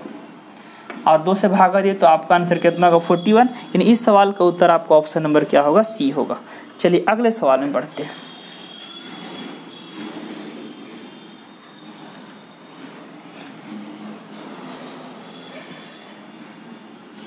69 देखिए। 69 को अगर आप देखिए तो लिखा हुआ है 3 नल एक साथ खोल दिया जाए तो एक टंकी को 12 घंटा में भर सकता है। यानी कि 3 गो नल है ए बी सी, अगर इसको खोल देते हैं तो 12 घंटा में भर देता है। एक नल उसे 10 घंटा में भरता है। एक नल जो है उसे कितना घंटा में भर सकता है 10 घंटा में, तथा दूसरा नल उसे 15 घंटा में भर सकता है। दूसरा नल उसे कितना घंटा में भर सकता है 15 घंटा में।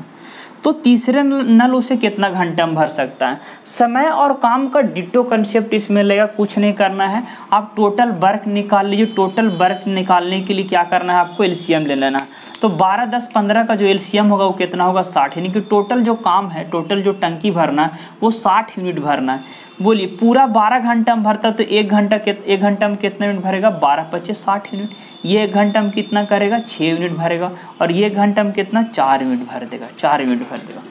आपसे पूछा है कि सी अकेले कितना देर में भर देगा, आप बताइए। टोटल भरना कितना है 60 यूनिट, और सी से भरवाना है तो सी देख लीजिए एक बार, सवाल सही है ना। तीनों नल एक साथ खोल दिए जाए तो टंकी 12 घंटा में भर जाती है।